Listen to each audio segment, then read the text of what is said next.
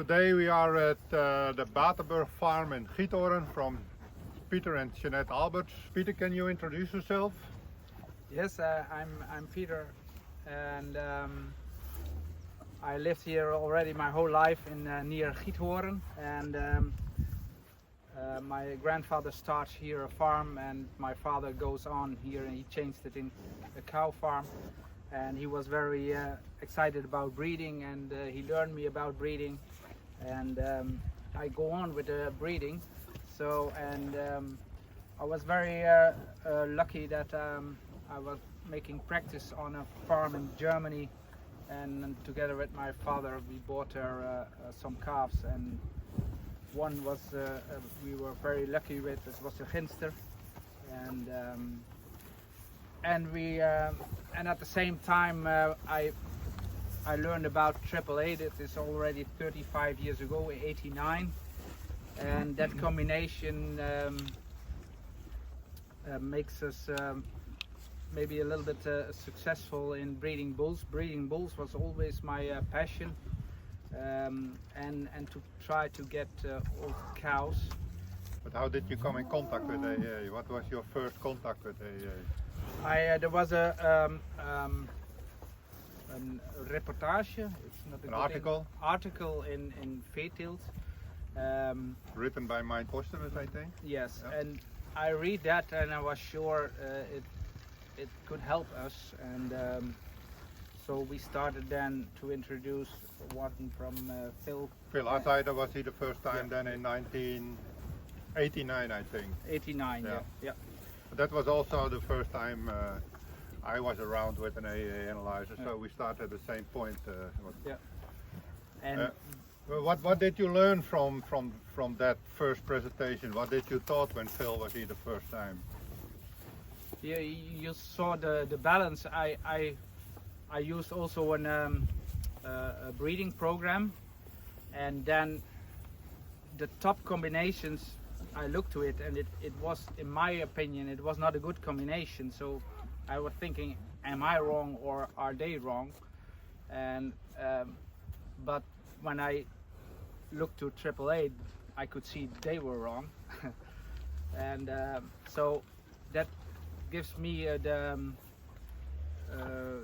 that I was thinking we have to use also Triple Eight next to the numbers, and that gives me more comfort. And I always since that time I saw the results, and it's almost too difficult to know everything, but you can see it works, and that makes you, as a farmer, you know that we need, and you not can always put it in numbers, but you can have a good feeling, and that is very good and important, and it makes you to have cows that are more easy to work with, and that's very important. Yeah, cows never lie, I think. That's also my experience. It was a process of learning, but also unlearning.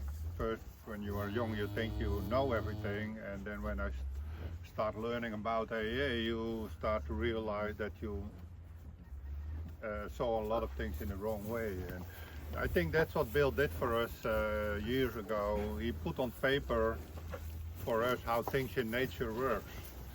And everyone that breeds cattle, breed animals that can help them to breed better animals when form and function are in balance. And so over this 35 years of using it, what were your results? You said I like to breed bulls and you like to breed old cows, so what were your results over all these years?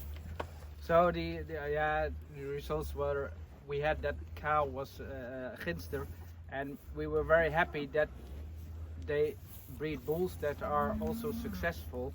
And the first bull was Aldo, and he was a 5-6-1 bull, and she was linear scoring, not very top, but he gives a small calves. She was have good pregnancy. High for protein. And high for protein, but they were very small, and some farmers think they were not good, but the farmers they used, and they were too small to go for export.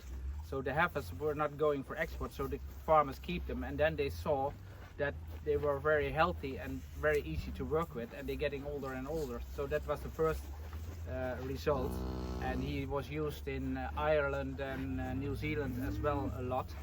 So you can see we use here a grazing system, and what you manage, then you can breed also good cows for grazing system. That's my opinion. If we should feed a lot of my silage, we need all the cows, and we have all the cows, but now we have a grazing system. And after that we get another bull that was Yorick, and he was a son of Eminence, and he was also working good by Alta.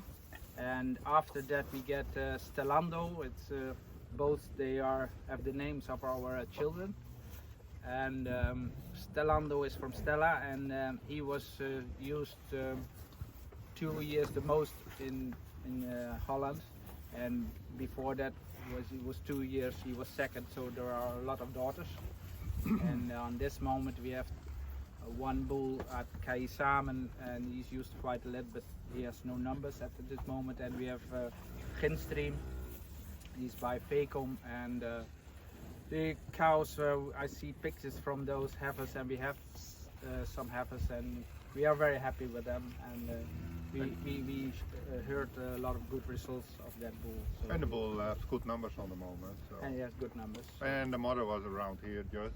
Yeah. I think she is over there, I think. But we can make a picture of her later. But how do you, in your breeding program, how do you use how do you choose your bull? How do you make your matings? So, because the Holsteins are so extremely tall, actually it could be quite simple if you use 2/3 of your cows are smooth, and other you can need a little bit too. But if you use too much two bulls, then for a grazing system they're going to be too high and not working very good. So what we are looking for is high lifetime production in the pedigree, and we want to have. For me, I look always if the bulls are a little bit from the different AAA, they are combinating good in the pedigree. That gives me some better think about that bull. Then it can be a good result. So lifetime production and the good combinations of bulls behind it. That the AAA is good working.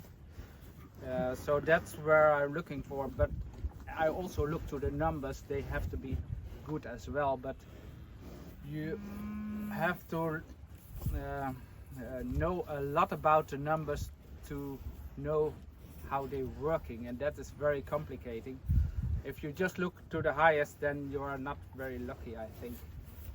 So you have to know how it's working, and So you need to understand how to read all these numbers. Yeah, that's maybe important, and but that's very difficult. And you have to be a passion for it, and we are already as a farmer very busy, and actually it should be that the numbers are just easy to read, and that's it. But so simple it is not.